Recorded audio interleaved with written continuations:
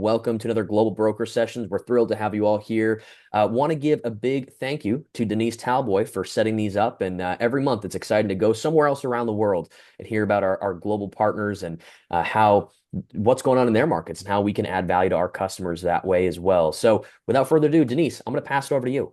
Who do we have today? What are we talking about? Where are we coming from around the world?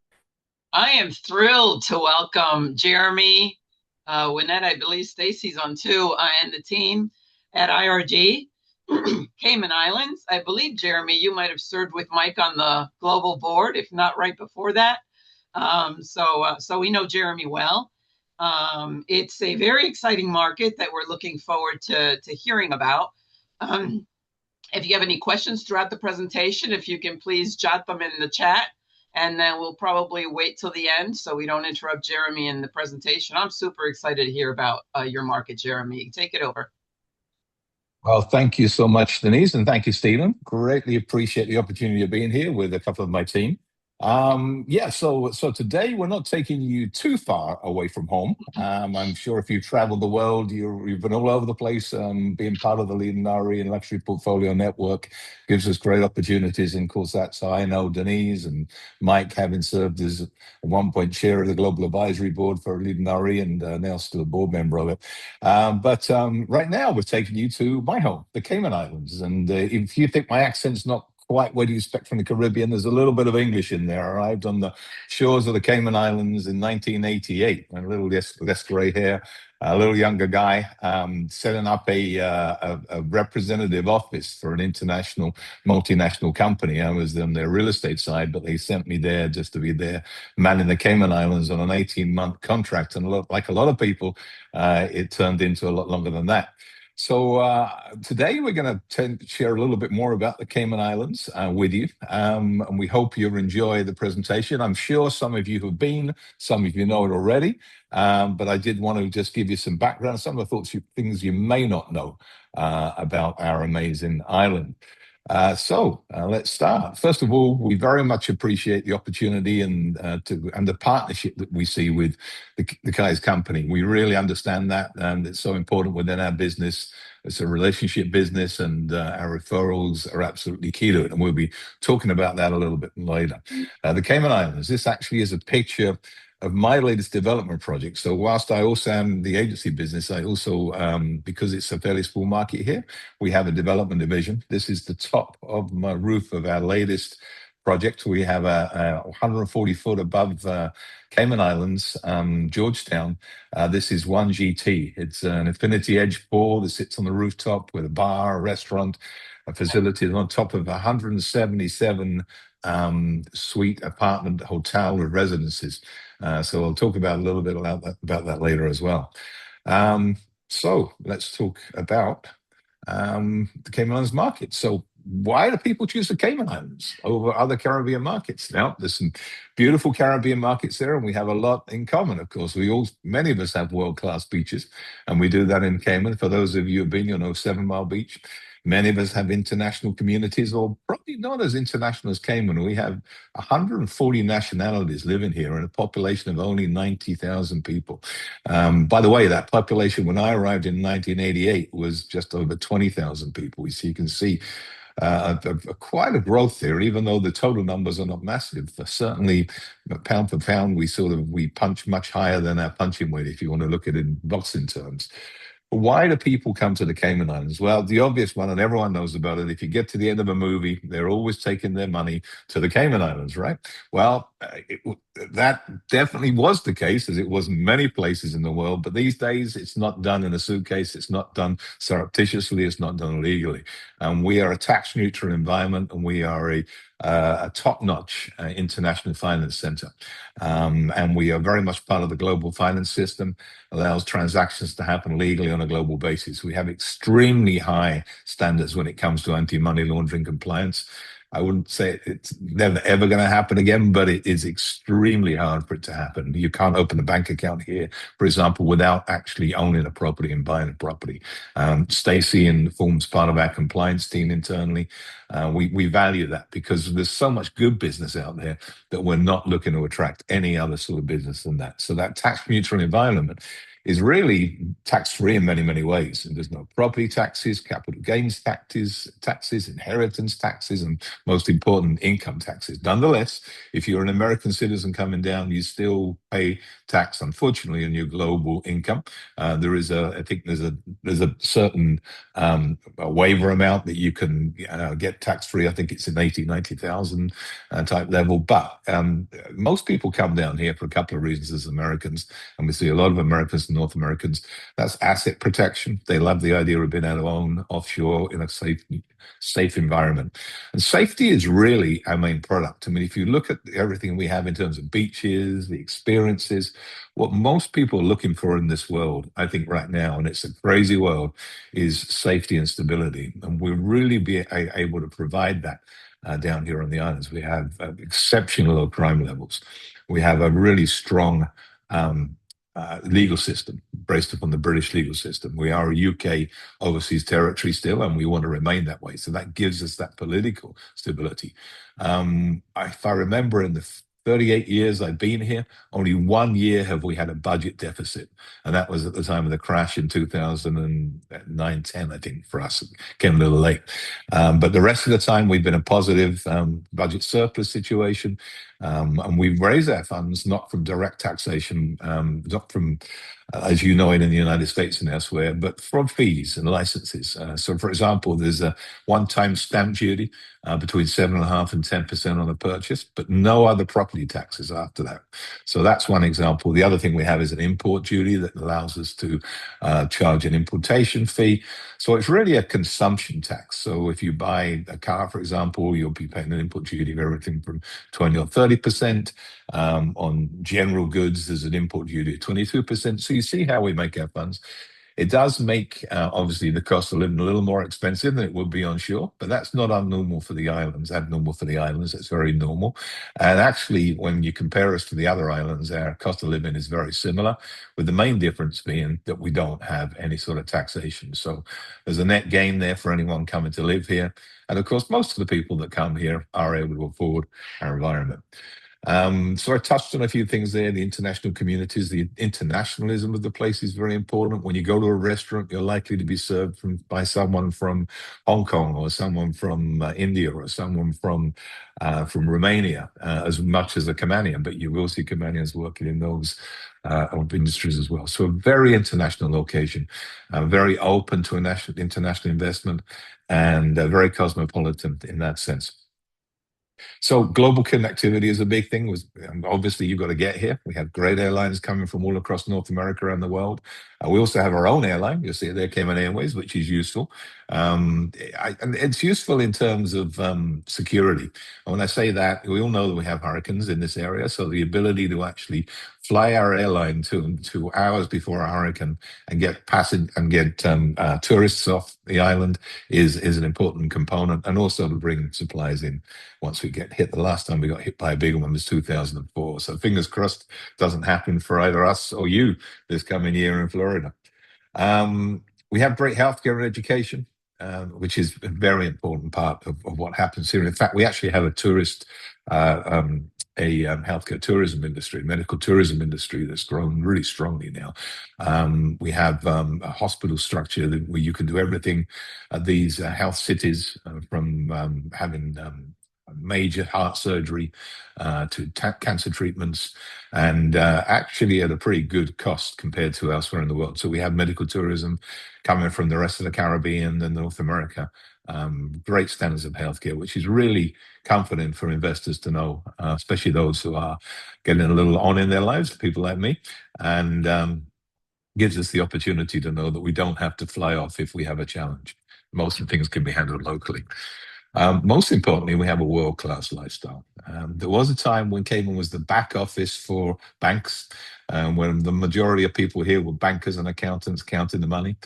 Now it's a highly cosmopolitan international set. I mean, most recently, it's become a much younger set. Fintech billionaires. My next door neighbor, but two, is a young guy in his mid-30s now, who came with his partner during COVID from Singapore, moved his blockchain business here, Just took it for an IPO a couple of months ago to NASDAQ, and is now worth over $10 billion. I live in a nice neighborhood, but I hear he's building a bit even bigger compound and house there. But the great thing is he's not just come himself, he's moved his family here and he's moved his team from Singapore here. So we've got all his corporate executives coming to the Cayman Islands as well. And the legal systems and the other lifestyle opportunities really support that type of relocation of top-notch individuals. So it is really a world-class lifestyle, and we've become a very desirable market. And yeah, if you looked at our quarterly report that came out just a few days ago, Stacey's responsible for this. We literally are seeing the highest quarter in Cayman's history. Our total transaction volume for the island would seem low compared to obviously Florida and what you do. We're doing about $1.65 billion a year.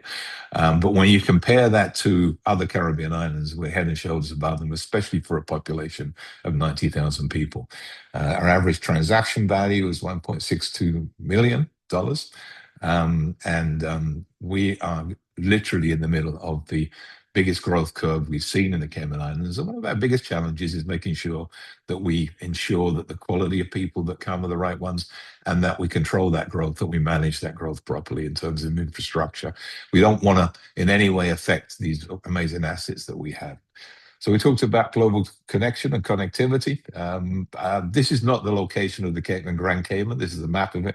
We're not that big and we're not that close to Cuba. We're actually a little dot just below Cuba, but that just gives you an indication of how far we are from Miami, only an hour and 10 minutes away by plane, and also by Havana. And we do have regular flights to Cuba, or we did until recently. And that might be an opportunity for some people looking to base themselves in Cayman going forward as Cuba hopefully opens up. And these are the other flights times that we have from right across the United States and other destinations, including London, direct flights from British Airways from London, most days a week. This will give you the idea of the connectivity that we have. And there's us right there on 7 Mile Beach. We have a beautiful sales office, which we share with the Mandarin Oriental developer, who is our primary development client right now. There's a Mandarin Oriental development being developed in Grand Cayman. We've sold 26 of the 42 units available. We're just about to kick off with the construction financing. It's already broken ground. So we look forward to inviting you back to the grand opening of the Mandarin Oriental sometime in 2028. So who buys in the Cayman Islands? Well, buyer profile is typically high net worth individuals, obviously, and they can be finance executives, as I said, especially from the fintech market now. Family offices is a big one. People like places where they can curate the family's wealth. And these days, there's a trend for people to want to be with their wealth.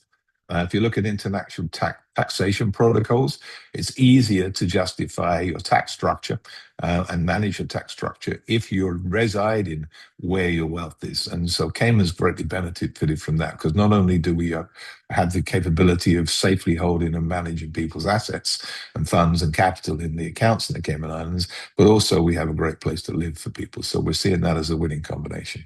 International investors, obviously, and by the way, we'll touch on later how you can live here, because it's not hard to do, not difficult to do. There's a number of ways to do that. Retirees, yes, still see a lot of retirees. We use those snowbirds that you see in Florida as well. When they find Florida a little chilly, they can get a little chilly in some parts of Florida. They continue to come south, and Cayman is warm all year round. And of course, second home buyers as well. But 80% of them come from North America. And even though we're a UK overseas territory, the interesting thing is that most of our buyers come from the North American market, and the predominantly United States, although of course some from Toronto, increasing numbers from Toronto these days. So we have direct flights from Toronto as well. And it's the legal system that makes it simple. It really is simple to buy. You can actually purchase a property within 30 to 45 days. There's mortgages available to international purchases, even if you're a non-resident. You can get up to a 75% loan to value. A lot of those mortgagees end up borrowing even though they don't have to. And just from a cash flow perspective, it sometimes helps them. They can also invest in commercial properties and investment properties. There's licensing required, but they're available. And as I mentioned before, no annual property taxes, no restrictions on foreign ownership, as long as you are the right type of money that we are trying to attract to the islands, good quality individuals, and a one-time stamp duty all makes it a little easier. So there's a process there, and you know all about that. That's not much different from what you do in Florida. So here we are. So this is where the transaction values happened over the past 15 years, 16 years. We can see it's doubled during that time frame. And that's really the story at Cayman is there's been gradual growth, stable growth. You'll see even during the crash periods and even during COVID in 21. And by the way, the crash in Cayman happened not in 2007, 8. The effect on the market happened in 2010. So if you went to the year before, 2009, you'd have seen much higher transactions, about 900 million, sorry. But now in 2010, you see it drop to sort of 500. The interesting thing was, even though the volumes dropped, we didn't see a massive drop in transaction value at that point in time. As you say, it was down a little bit, but not massively. It then stabilized. And then we start seeing some real increases as we go into the late teens, 17, 18, 19. This is as people started to realize what a great place Cayman was to live. And you see, ironically, during COVID, when the rest of the world was struggling, we were benefiting. We were a bubble. We literally eradicated, managed to shut down our borders and ensure COVID was wiped out within a 3-month period. And we became a place to go for people. In fact, we did some great referrals during that time within the Lead network, where people were buying through video calls and actually sight unseen and arriving. We were giving them the keys, and that was the first time they'd physically seen the house. Because the way we structured it was if you had a home in Cayman, you were able to come there and live there during COVID. And the same would apply going forward. You don't have to be a resident, legally resident. As long as you have a home here, we'll invite you in during any time of particular turmoil that's going on globally, including, let's hope we don't have another one, a global pandemic. So then what you're seeing now is the real boost post-COVID. And I think we all saw that as people spent their money. A little bit of a drop in 2024, but we're right back up there this year at this record transaction value. Now, and for the last quarter, as I mentioned, 1.6 million, not 1.3 million. So this is total annual sales volumes, and you see these peaks coming out of the crash. We've rebounded really quickly. 2016, you see some peaks happening there, but the big one is COVID and post-COVID, and that's the tremendous thing that we all saw globally. But gradual, steady growth. We tend not to drop. We tend just to sort of stabilize and peter off. And if you go back even longer than this, you'll see this very steady growth, which is always good for investors because they like to see that story of resilience, because this shows resilience to everything from natural disasters such as hurricanes. It shows resilience from economic crashes. And as we said, it shows the resilience from crazy things in times of war. And in many, many ways, the fact that Cayman is such a strong safe haven during these times, really it becomes even more attractive in times of turmoil, because people are looking for a safe place to invest their money and a safe place to live for them and their families. So key locations, well, obviously we have knowledge of those locations, and we'll bring that to bear. 7 Mile Beach is the one that everyone knows about, one of the nicest beaches in the world. It's unfortunately not 7 miles. It never has been. I think someone miscalculated when they were measuring it the first time. It's actually 5.5 miles long, but beautiful white sand. South Sound is a lovely residential area close to Georgetown. West Bay, more of a local community, but some nice marinas and nice residential locations there as well. You can see these canals. This is North Sound, which is the famous Stingray City, is located there. If you've ever come here before, beautiful boat trips. So this is the whole boating marina in this area. And you can see the canals that are facing into that. That's a lagoon protected environment. Rum Point, beautiful location for residences as well. A lot of it's preserved. You can see these little white dots in the center of the map there. That's our central mangrove zone. We're really focusing properly from an ecological conservation perspective. We understand that drives the ecosystem for us, and that ensures our marine environment is strong. So preservation and conservation is very much balanced with development in Cayman. We're on a small island, and we want to make sure that we don't spoil it for ourselves and anyone else as well. So, Cayman property market, let's see what you get for your money here. This is US dollars, of course. We have a Cayman dollar, which is slightly stronger. So, under $1 million, you can buy oceanfront land, whether it be in Little Cayman, in Grand Cayman, and develop yourself. You can get a nice two-bedroom condo in land, probably not too much on the beach for $1 million in Cayman, probably in some of the more outlying areas and some more remote beaches. But on 7 Mile Beach, price point tends to start at about $2 million for a condo. $1 million plus, yes, you can get canal front homes, smaller ones.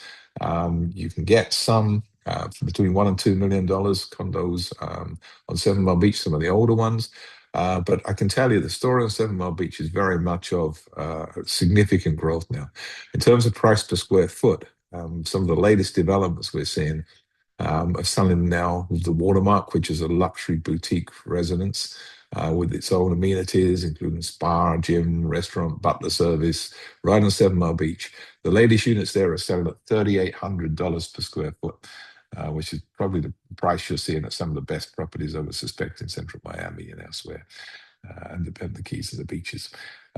That's really grown recently. The average price on 7 Mile Beach is now $2,000 to $2,500 US dollars per square foot.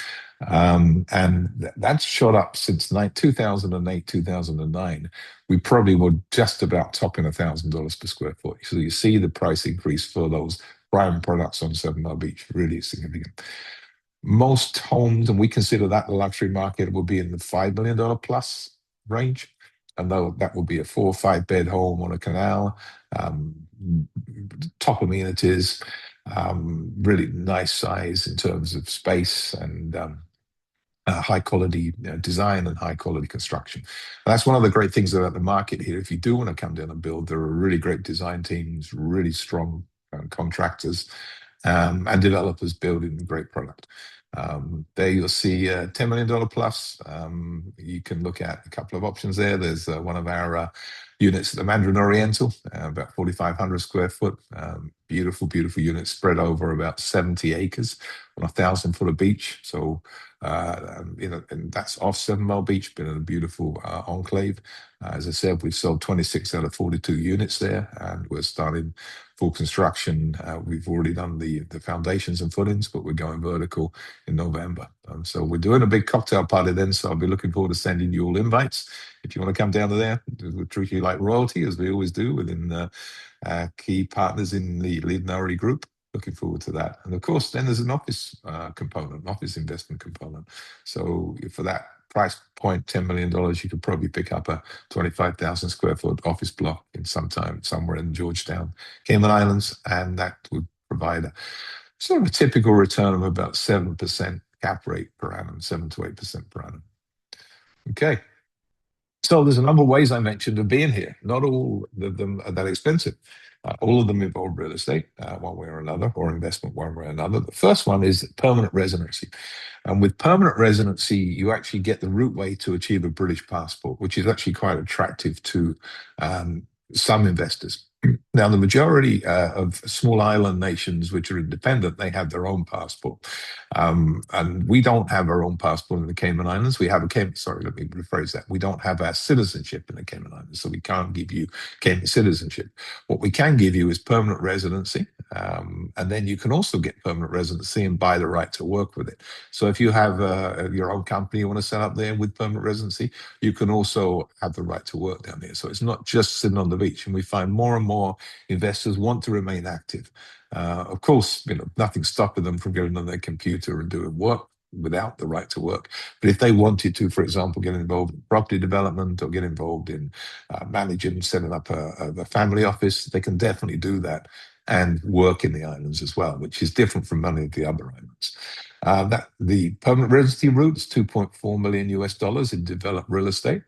No additional investment required, and you only need to be here for a day per year. Now, if you don't come and you just get a residency, I don't know why you wouldn't want to be here a day per year. Most residents tend to stay between 3 months and 6 months per year. Some live year round. I have a friend who's came here 5 years ago and has never left. He loves it so much. He's an elderly gentleman. Just said, enough with travel. I just love the view every morning I get up with, and I love the way the Cayman Islands treats me. This also includes your spouse and your dependents under the age of 18. If they're at college, under the age of 24, they all fall under permanent residency, one permanent residency. And that's an investment of 2.4 million. They are looking at increasing that because, frankly, the 2.4 million is a very low amount for a luxury property in Cayman now. It may increase at some point to 3 to 4 million in the near future. Nonetheless, right now it's 2.4. Second route is a slightly lighter version, and it doesn't give you the ability to move forward to Cayman status and a Caymanian passport. This is just a one-off 25-year certificate, and it's around 500,000 Cayman dollars, which is why you see 610,000 US dollars. That's the conversion rate. You also need to invest additionally, whether it be in a bank deposit or in shares in a local company, for another 500,000 CI dollars and 610 US, so 1.22 million in total. And that's a residency requirement that requires you to stay 30 days a year. Again, not a long time. Most people stay much longer. And the term is 25 years and it's renewable. Okay. But there's other ways of being here. As you said, we have a 90,000 population, but many of those are here on work permits, working within various industries. We have a couple of our agents who are here on work permits. We're looking to grow our company, so that's one way of doing it because we can't get all of that employment out of the local population. And those employment work permits are available for where a Caymanian is not available to do the work. And in various industries, from legal to healthcare, hospitality, technology, construction, financial services. And that is a pathway towards long-term residency, because if you stay up to 8 years, you can then apply for permanent residency on using a point system. So you don't have to be wealthy to get permanent residency. You can get it by the amount of time you spend here. Now, the bar is quite high because obviously the size of the island is limited, so we have limited resources, but nonetheless, there is a pathway to residency for anyone working here as well. And the last one, which I think is the simplest one, quite frankly, and the one that we saw be really popular during post-COVID time, is just second home owners, but through international buyers. As I said, you don't have to have any special license to own a home here. You can come, and as long as you can show good provenance for your source of funds, and there's no criminal convictions, then you're able to buy here, and buy here at a very short notice. Again, 30 to 45-day turnaround period. That basically could be any property you like, no limit. There's no two-tier system, for example, in some places where properties are restricted to locals to buy. Bermuda, for example, has that type of restriction. We don't. You can buy any property, whether it be land, a condo on the beach, a home. You can buy and develop. You can buy commercial property. You wouldn't need a license for that, but so does everybody. Yeah, so it's really easy to have. And you can actually stay 3 months on the island without even needing to get your passport stamped with a home if you own it. And you can stay up to 6 months by getting your passport stamped for a second time. So that gives most people the flexibility they're looking for. In addition to that, you can also rent your property out. So it's not something that you just have to sit and have a passive investment with. You can put it in a rental pool. You can Airbnb it. There's lots of opportunities to get a return, and you don't need a license unless you buy a number of these properties. But if you have up to 2 properties, you can own them, put them in Airbnb and get a return on investment. So really, flexibility is the key for the Cayman Islands market. So I want to talk now a little bit about how we do things differently here. We're actually a fairly small brokerage. We're a boutique brokerage, but we do really focus on quality. We find a really good fit with the leading real estate companies of the world. Our brand is strong. We're well respected locally, and we've really built that business in many ways, like the Kai's company has. Mike and his team making sure that we deliver quality at every step. But we do this through a number of ways. Even though we're a small company, we divisionalize. We have experts to focus in various types of property. So we don't expect your luxury agent when working with you. We have someone also who works in the residential sector and the sort of the perhaps more modest residential sector. The mid sector, the mid market. So we have a specialist in luxury and a specialist in the mid market. In particular, we have small commercial team. There's quite a lot of commercial business here. A lot of investors like the idea of investing. So we have those individuals who understand the commercial market. We all know that's a different language that commercial realtors speak to residential ones. So the ability to provide commercial advice at the same time as we're finding someone their home. We tag team together as a group and we provide that expertise. The other component that we have, as I mentioned a little bit earlier, is our understanding of the development market. We have a development division, and we do fairly substantial projects for the Caribbean. The last one we've done, 1GT, is a hotel with 177 condos and residences, 3 restaurants, rooftop, infinity pool. We've handled the whole project from conception to delivery. We're also involved now in the hotel business for our sins because we stayed on as operator of the hotel. And that's when I say we, that's basically what we do with, I do that with partners. And we bring those products back into our company to sell, obviously, and we expose them using the Lead Nari network. So we have a 4-division expertise and structure, which people find attractive and enables us to advise to the highest levels. We have a data-driven approach to the market. Stacey and our team love numbers. We love to, and I know that's not unusual in the United States, but if you come into the Caribbean, trying to find accurate data on any aspect of the market is not easy to find. So what we deliver is real-time insights and developer type analysis, and we can create strategies for our buyers and our clients with that data behind us. As I mentioned already, development expertise. The last one, I think we all know, we all benefit from that. That's why we're here now talking, is our ability to have global partnerships and relationships. And to me, the key is relationships. I've been part of various global networks at various times and in the past. And we originally were the Sotheby's agent back in the early 90s when they were pre-franchise days.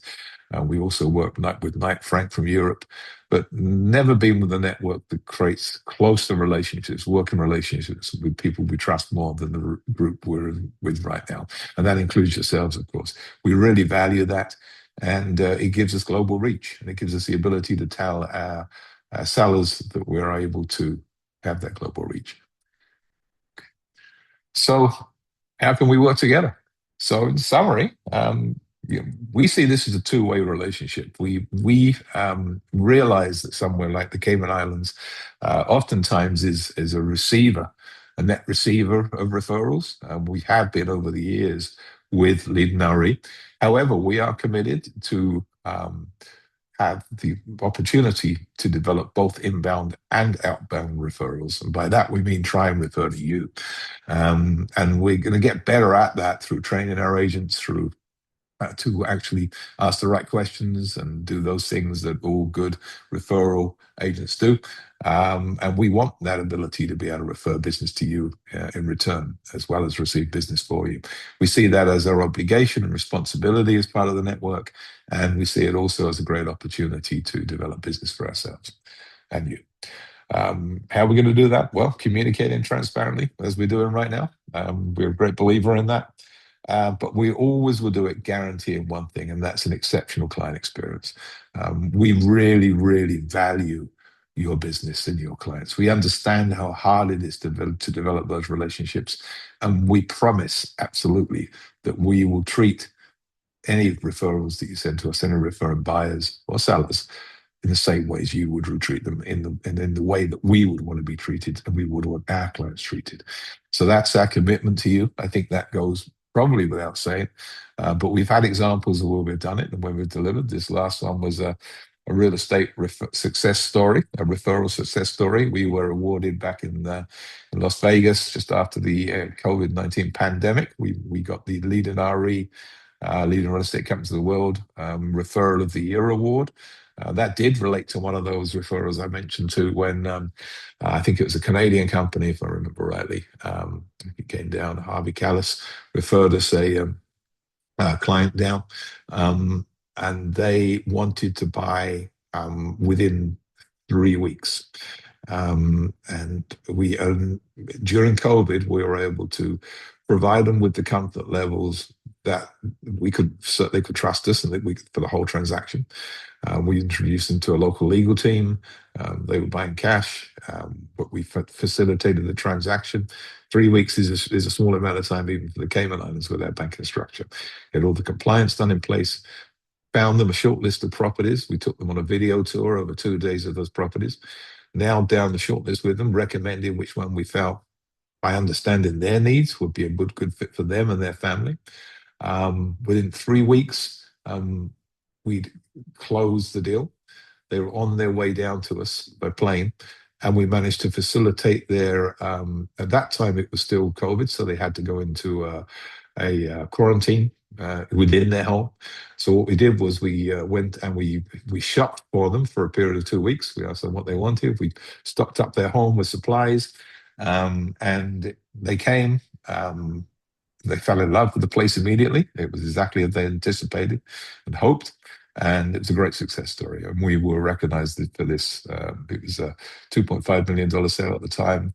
They've gone on since to buy another property. So the total value has been about $5 million with us. So we appreciate you. We thank you for the opportunity of being here today. Hopefully this has been useful to give you a bit of an overview about IRG, how we can work with you and the Cayman Islands. So at this point, I will say no more, apart from thank you, and let us know if you have any questions, and we look forward to working with you.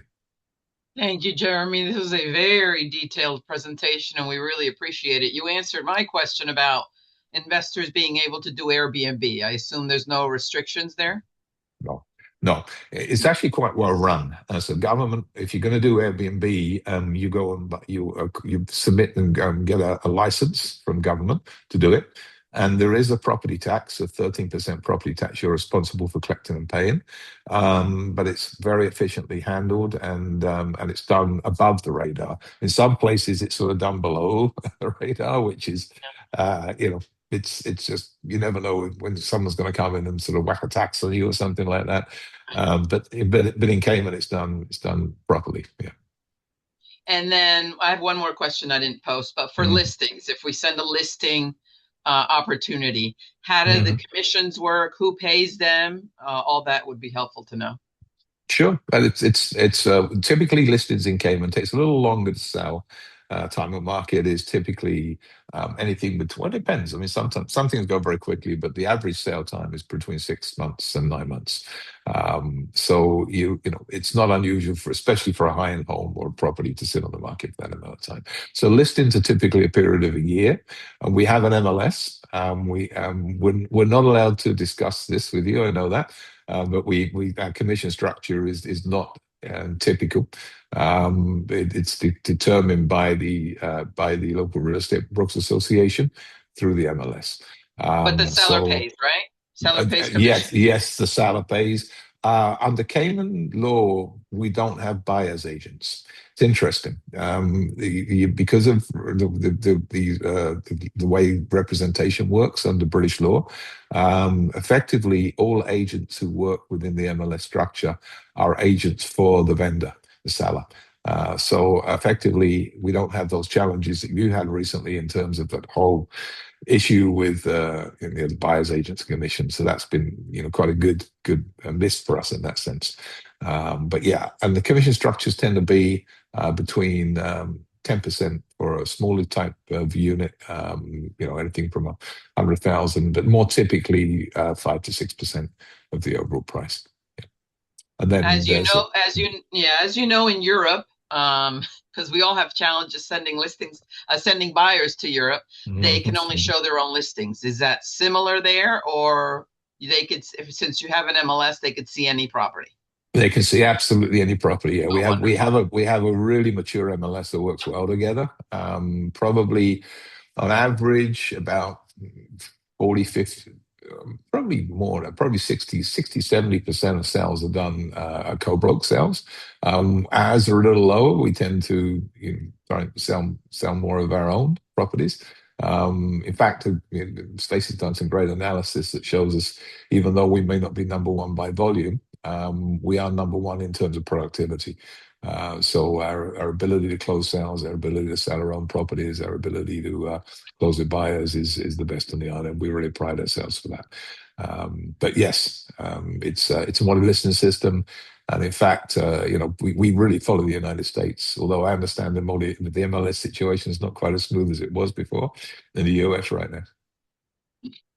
Well, I don't have any, there's no additional questions. So you did an amazing job at covering so much detail. If I'm going to do one more plug for Leading RE, is both Jeremy and I are attending the Latin America and Caribbean broker forum in Panama. It is open to agents as well. So if you're interested, let me know.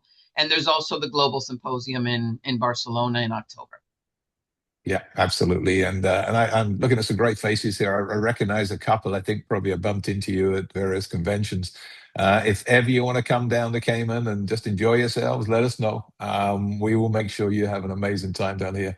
We'll treat you like Leading RE royalty, as you are to us.